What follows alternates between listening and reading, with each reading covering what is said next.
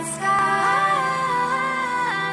go higher and higher. You leave it all behind. You leave it all behind. Donc bonjour à tous, c'est Mister Call of et aujourd'hui on se retrouve pour une nouvelle vidéo. Cette fois-ci enfin pour ma première vidéo sur Call of Duty Black Ops 3.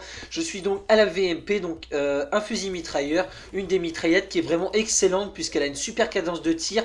Bon, elle a tendance à avoir un gros recul, normal vous allez me dire vu qu'elle a une grosse cadence de tir, mais franchement une super arme.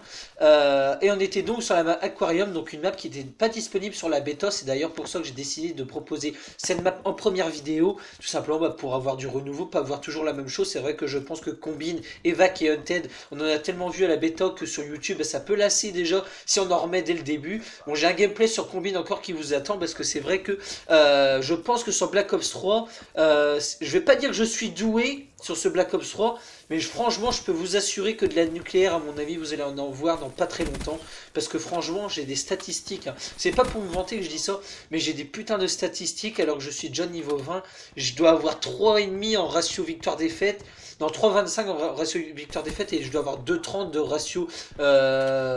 ratio élimination mort. Donc franchement ouais, franchement je gère sur ce jeu. Je dis pas ça pour me vanter, mais franchement je trouve que j'ai un super, je vais pas dire un super bon niveau, mais un bon niveau pour un début de jeu. Après vous allez me dire normal, c'est le début du jeu, donc c'est vrai qu'il y a certaines personnes déjà qui commencent sur Call of Duty avec ce jeu, parce qu'on en parle tellement, il y a certains jeunes peut-être qui viennent d'avoir Call of Duty avec leur PlayStation 4, et d'autres qui s'habituent, qui ont plus de mal à s'adapter au jeu, et donc du coup qui ont plus de temps avant de s'adapter au jeu. Donc c'est vrai qu'il y en a qui sont en temps d'adaptation.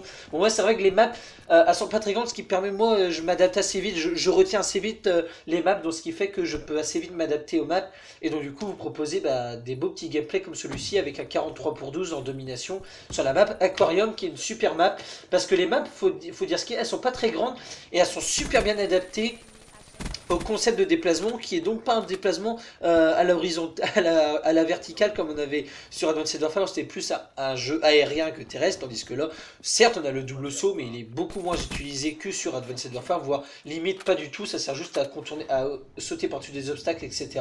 Ça permet aussi, moi c'est vrai que j'utilise souvent pour, comment te dire ça, quand on me tire dessus, esquiver en quelque sorte, et t'as le temps de te retourner, de tuer l'ennemi. C'est vrai que des fois tu peux vraiment sortir des trucs de ouf, tu sautes, tu te retournes et tu tues l'ennemi. Là l'ennemi à mon avis il doit rager, mais c'est vrai que c'est vraiment un excellent jeu. Je pense que c'est l'un des meilleurs jeux, c'est l'un des meilleurs Call of je pense que j'ai acheté, et c'est la meilleure rentrée sur un Call of que je peux faire, parce que franchement je m'amuse, j'ai pas ragé dessus encore. C'est vraiment un jeu franchement excellent. Après ce qui peut peut-être paraître normal vu qu'on est en début de jeu, tout le monde est content parce que voilà, c'est les premières heures de jeu auxquelles on joue dessus, etc. Donc on va pas dire direct que c'est de la merde, mais franchement le jeu, je peux vous assurer que je pense pas qu'il y aura, vous avez qu'à voir aussi, je pense que dans le titre de la vidéo, j'ai pas fait encore le titre de la vidéo, mais je vais mettre presque, le jeu est presque parfait, hein. Je veux dire, il n'y a rien à dire sur ce jeu, il est juste excellent, tout a été fait à la perfection, il n'y a pratiquement rien à dire, mis à part, ça concernera plus le zombie. Ils ont mis une seule map zombie sur, comment te dire ça, sur Black Ops 3. Je pensais en avoir au moins 3. C'est vrai qu'une map, on a vite fait le tour. Je veux dire, on va vite s'en lasser du zombie. Il va nous falloir plus de contenu si on veut y jouer plus au zombie. Donc d'ailleurs, je vais faire une vidéo découverte du zombie très prochainement. Je suis en plein tournage de vidéo. Là, j'ai jamais été autant en plein tournage de vidéo. Je suis en cours de let's play du campagne solo. Je vais tourner des vidéos découvertes du zombie. Je suis en train de faire des gameplays en multi, je fais du stream sur la campagne solo. Franchement, je suis à fond là pour faire des vidéos, parce que franchement, c'est un jeu, je pense, où vous allez avoir une tonne de vidéos. Pas comme sur AW où il y avait une vidéo semaine. Mais là, franchement, je vais essayer de publier un max de vidéos. Donc voilà. Donc le multi en général, pour résumer en une phrase, c'est un très bon multi. Franchement, quelqu'un qui ne l'a pas acheté, qui se pose des questions à quoi s'attendre. Si vous avez aimé Black Ops 2, vous aimerez Black Ops 3, c'est obligé, ça c'est certain. Surtout qu'on a la map Nuketown 2065 qui est en bonus, donc un peu remasterisée et améliorée, parce que il y aura moins de campeurs, je pense, sur Nuketown 2065, puisqu'ils ont cassé des sortes d'endroits où on avait l'habitude de scoper pour se faire des triples. Vous avez comme sur le côté B, etc. Tous ces trucs-là, ils ont essayé de rallonger l'écart, faire des murs supplémentaires pour éviter les pré-shoots au sniper. Donc ce qui permet, je pense, quand tu démarres la map, de ne pas te faire buter avec une balle de sniper dès que tu commences la partie. Donc voilà. Donc on va entamer quelques sujets. Donc là, au niveau des armes plutôt bien équilibré. Je suis que niveau 20, donc j'ai pas testé toutes les armes. Mais franchement, les armes en elles-mêmes, ça tue vite. Si t'as une bonne cadence de tir, t'as moins de recul, normal, mais ça tue vite si tu vises bien. Si t'as pas de cadence de tir, mais t'as souvent des bons dégâts, si t'as une grosse cadence de tir, nécessairement t'as moins de dégâts. Mais franchement, les armes sont plutôt bien équilibrées. Bon, il y en a qui en ressortent plus que d'autres. C'est vrai qu'on voit beaucoup de KN44, donc qui était l'AR-K7 sur la bêta, mais qui ont modifié le nom. On a la Kudo. La Kudo, vous allez avoir un gameplay dessus, parce que la Kudo, c'est l'arme avec laquelle je joue le plus en ce moment. Je fais des putains de carnage dessus. Donc franchement, ouais, des putains de armes. En fusil d'assaut, j'ai testé, il y a un, je crois pas qu'on avait pu tester sur la bêta, ou au moins, ou du moins je me rappelle pas, c'est l'ICR1. Donc franchement, un super fusil d'assaut qui me fait penser un peu à une M4A1 sur MW2 ou un truc comme ça. Franchement, il y a des putains d'armes, j'ai pas tout testé, donc c'est un peu rapide pour donner un avis sur ce que je pense de toutes les armes. Et franchement, pour les premières armes que j'ai pu débloquer sur le jeu, ils se sont pas foutus de notre gueule, en quelque sorte.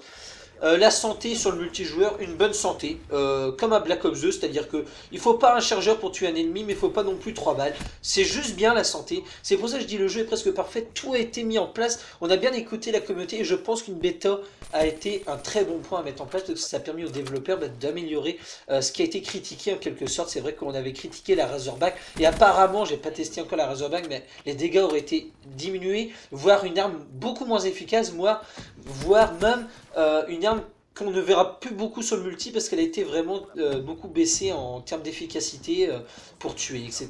Donc voilà, donc ça c'est plutôt un bon point, ce qui a permis de baisser certaines armes. La Man of War, j'en ai pas entendu parler, j'y ai pas joué encore vu que je suis que niveau 20, je la débloquerai sans tarder, donc il y aura sûrement un gameplay dessus. De toute façon, mon objectif c'est de faire un gameplay avec toutes les armes là, histoire que les gens découvrent un peu tous les armes, voir lesquelles sont bien, lesquelles sont mauvaises. Donc là on est avec la VMP, donc une arme que je pense qu'on va pas voir, qu'on n'a pas vu encore beaucoup sur YouTube, donc c'est pour ça que je l'ai proposé. Donc avec un beau petit gameplay, donc c'est pour ça que j'ai décidé de la proposer, ce qui permet de pas jouer à la Kuda ou à la RK7 qu'on a vu beaucoup pendant la bêta, et aussi choix d'une map qu'on n'a pas vue sur la bêta vu qu'elle n'était pas disponible sur la bêta. Voilà, donc la connexion, des connexions bonnes, voire même pour ma part très bonnes. J'ai cru entendre certains se plaindre de bullshit, donc pour ceux qui ne savent pas ce que c'est les bullshit, c'est un peu un mot familier, mais le bullshit c'est en quelque sorte, vous tirez le premier, mais l'ennemi vous a quand même, alors qu'il vous a tiré après. Donc c'est ce que vous voyez dans la killcam, donc c'est vrai que ça peut faire rager. C'est vrai que moi sur Advanced Warfare j'avais souvent ça, c'est d'ailleurs pour ça, c'est l'une des raisons pour lesquelles j'ai arrêté de jouer à Advanced Warfare, parce que j'avais l'impression de me prendre pas mal de bullshit.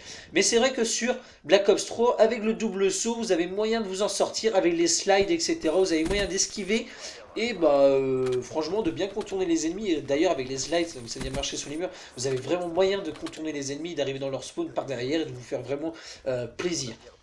C'est la connexion pour ma part, j'en ai pas à me plaindre, mais j'ai entendu quand même des personnes apparemment se dire que il se plaignait un peu de la connexion par rapport que l'ennemi il tirait après lui lorsqu'il tirait, mais l'ennemi l'avait quand même. Donc je sais pas si tu m'as compris, mais je pense que on en entend tellement parler des bullshit que je pense que vous savez ce que c'est.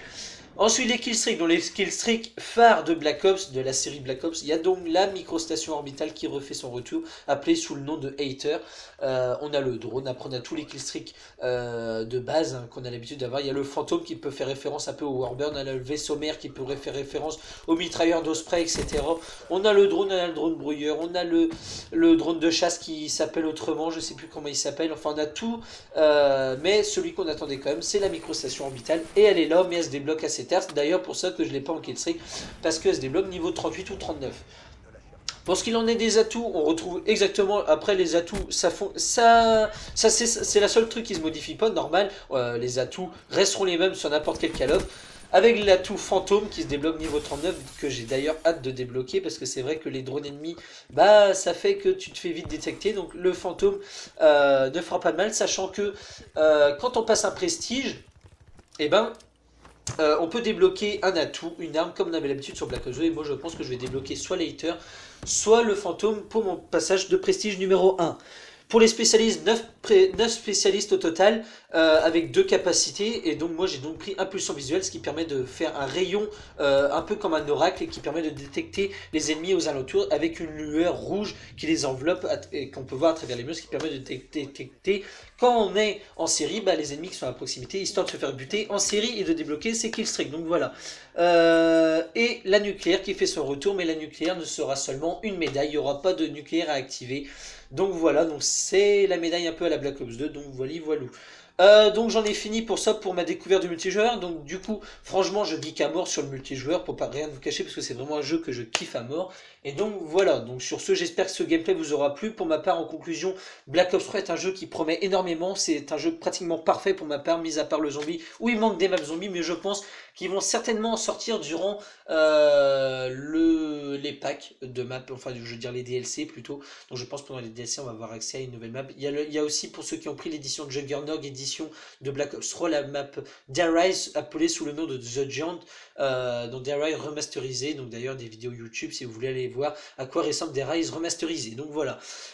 Pour ma part, on se retrouve très vite pour du prochain gameplay, soit sur du multijoueur, soit sur du découverte de Zombie Shadow of Evil, qui est la map du zombie. Donc sur ce, j'espère que cette découverte du multijoueur vous aura plu. Certes, je ne serai pas le seul youtubeur à vous en proposer, je pense que je suis même le dernier, mais au moins j'ai fait ma découverte du multijoueur que je kiffe énormément, et donc vous aurez du gameplay à mort durant les prochaines semaines et les prochains mois même. Donc voilà, donc sur ce, j'espère que ce gameplay vous aura plu. On se retrouve très vite pour une prochaine vidéo, et à la prochaine. Allez, ciao, bye bye.